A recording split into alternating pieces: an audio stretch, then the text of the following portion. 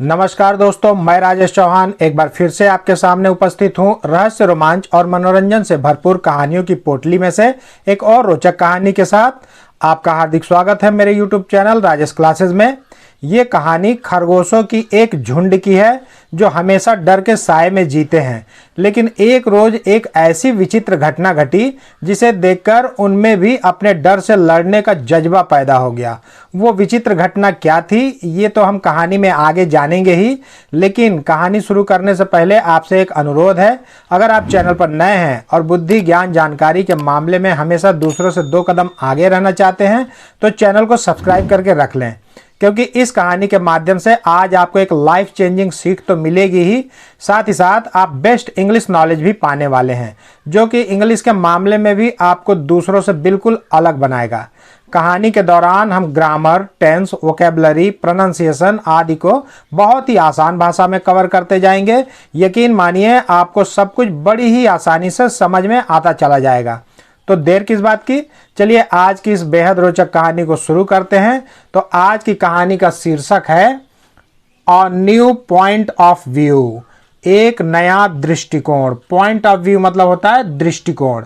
वैसे तो पॉइंट मतलब होता है बिंदु, पॉइंट मतलब स्थल भी होता है, संकेत भी होता है, अर्थ, तर्क, नोकदार भी होता है पॉइंट मतलब, और अंक भी होता है।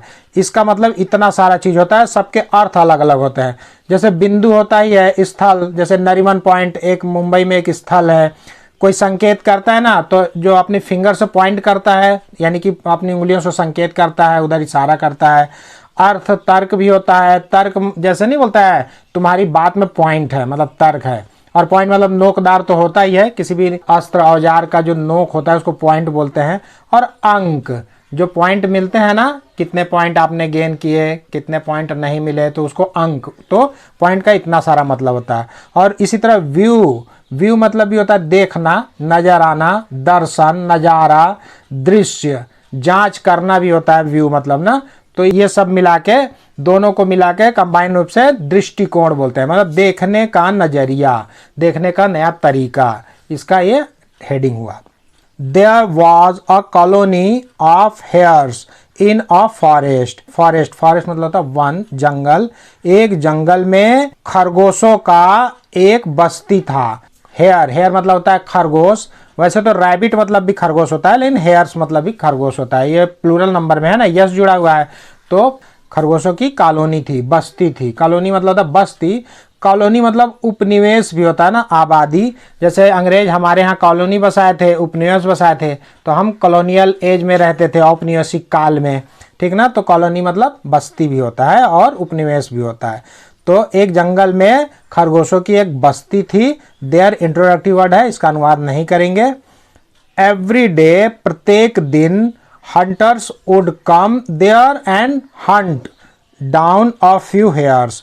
प्रत्येक दिन शिकारी, हंटर मतलब शिकारी, और हंटर शिकारी लोग, प्लूरल नंबर, वुड कम आया करते थे। वुड जो है ना यहाँ पे हैबिट ऑफ पास्ट के रूप में लिखा गया है ना, यानी अतीत में आदतन या बार बार किए जाने वाले किसी बात को बताना होता है तो वहाँ पे वुड लगता है, यानी किया करता था, जाया करता था, हरदम जो बात होती रहती थी अतीत में। वुड का बहुत सारा प्रयोग है ना। विल के पास्ट टेंस के रूप में भी वुड का प्रयोग करते हैं। पोलाइटली वे में भी इसका इस्तेमाल करते हैं कि कृपया आप मुझे पानी देंगे, तो would you please bring a glass of water for me, ऐसे नहीं बोलते हैं, तो पोलाइटली वे में भी करते हैं। और किसी चीज की संभावना जब व्यक्त करते हैं तब भी वुड का प्रयोग किया जाता है कि यदि वह बुलाया होता तो मैं वहां जाता। If he called I would go there. तो इतने सारे वुड का प्रयोग है। तो यहाँ पे जो है ना हैबिट ऑफ पास्ट के रूप में लिखा गया है कि आया करते थे शिकारी लोग वहां पे, देयर मतलब वहां, और शिकार किया करते थे। ऑफ फ्यू हेयर्स, कुछ खरगोशों का। फ्यू मतलब कुछ, थोड़ा, कम। तो शिकारी लोग वहां पे आया करते थे जंगल में, और उनमें से कुछ खरगोशों का शिकार किया करते थे। ये हमेशा की बात थी। All the hairs were scared and they were sad. सारे जो खरगोश थे वे स्कैर्ड भयभीत थे और दुखी भी थे। सैड मतलब दुखी, स्कैर मतलब भयभीत। स्कैर मतलब होता है डर, भय, डरना, भयभीत होना। तो सारे खरगोश जो थे वो भयभीत थे और दुखी भी थे। सैड मतलब दुखी, उदास। उदास भी थे, दुखी भी थे, क्योंकि बहुत सारे उसके साथी लोग को शिकारी लोग मार चुके थे और बहुत लोग को मार रहे थे और हो सकता है कल को उनका भी नंबर आ जाता है, इसलिए वो भयभीत भी रहते थे और दुखी भी रहते थे।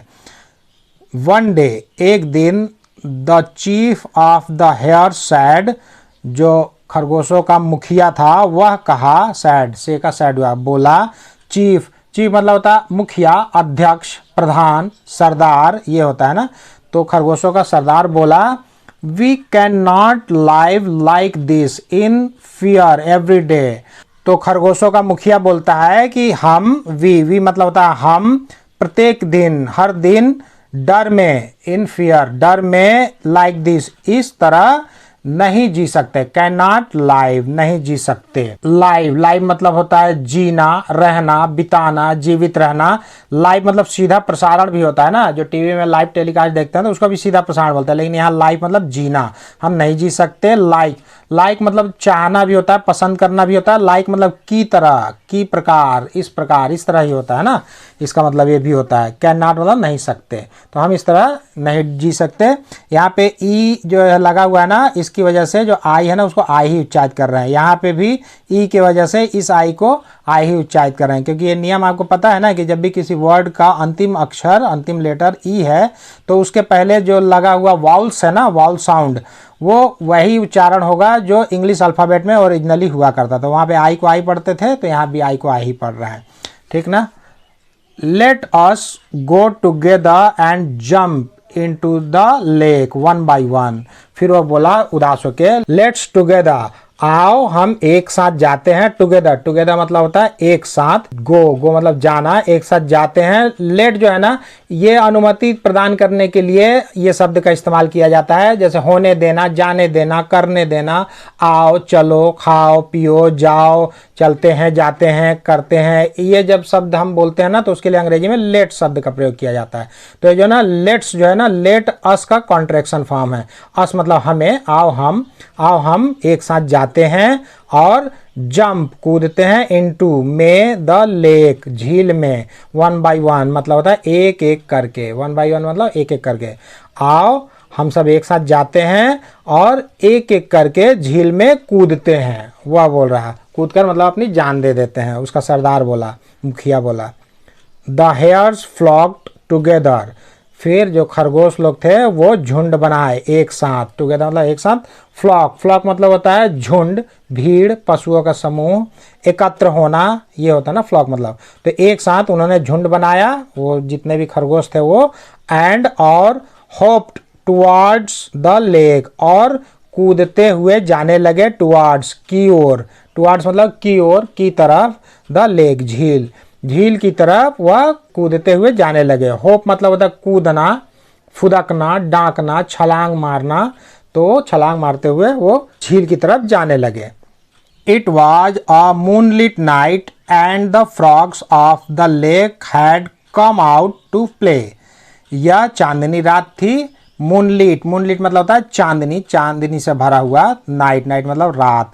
जीएच जो है ना यहाँ साइलेंस हो गया, क्योंकि जीएच जो है वो बीच में रहता है और उसके बाद कोई कॉन्सोनेंट होता है ना तो जीएच वहाँ साइलेंस हो जाता है। अगर यहीं पे कोई वॉल्स लगा होता उसके बाद कॉन्सोनेंट होता तो जीएच मतलब घ होता है।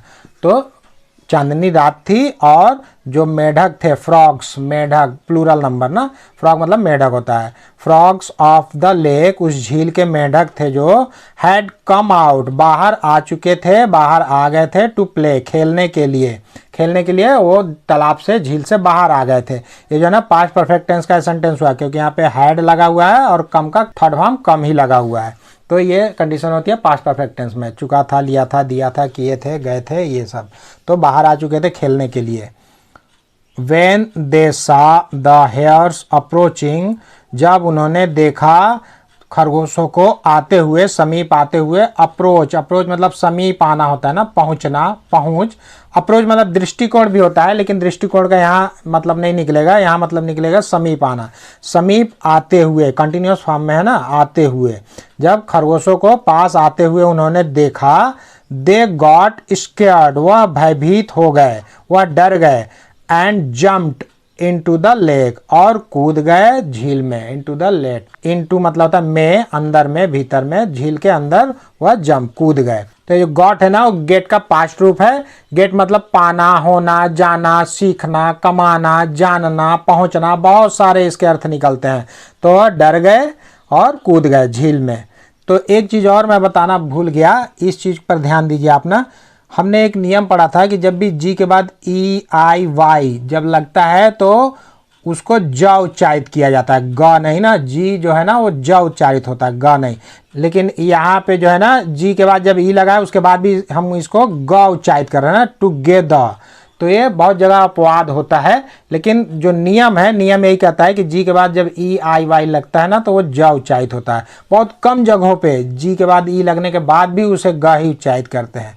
ठीक, तो इसको एक्सेप्शन के रूप में लीजिएगा। तो यहाँ पे भी गॉट जो लिखा ना वो गेट, GET गेट, वहाँ पे भी ग ही उच्चारित होता है। तो ये कुछ एक्सेप्शन है, बाकी हर जगह पे वो GE से ज ही उच्चारित होता है। और एक नियम ये कहता है कि जब भी आर जो है ना उसके पहले कोई वाउल साउंड हो तो आर को पूरा उच्चारित नहीं करते हैं या अधूरा उच्चारित करते हैं। ये भी एक जनरल नॉलेज है, आप चाहे तो इसको फॉलो कर सकते हैं। तो टुगेदर ऐसे बोल सकते हैं। जहाँ जहाँ भी आर लगा होगा ना उसके पहले अगर वाउल देखेंगे तो उसको आधा ही उच्चारित कर सकते हैं। ठीक, तो आगे बढ़ते हैं कहानी में। The hairs saw this and they halted by the lake. जो खरगोश थे, खरगोश लोग उसको देखे, इस चीज को, दिस, इसको देखे, और दे हॉल्टेड, और वो ठहर गए, बाय द लेक, झील के पास। बाय मतलब से, तक, द्वारा, ये होता है ना। बाय मतलब के समीप, के पास भी होता है। तो झील के पास वे लोग ठहर गए। हॉल्ट, हॉल्ट मतलब रुकना, ठहरना, विराम, पड़ाव डालना, डेरा डंडा डालना जहाँ होता है ना उसको हॉल्ट बोलते हैं। छोटे जो स्टेशन होते हैं ना जहाँ पे ट्रेनें रुकती हैं कुछ सेकंड, कुछ मिनट के लिए, तो उसको भी हॉल्ट बोला जाता है ना, छोटे स्टेशनों को भी।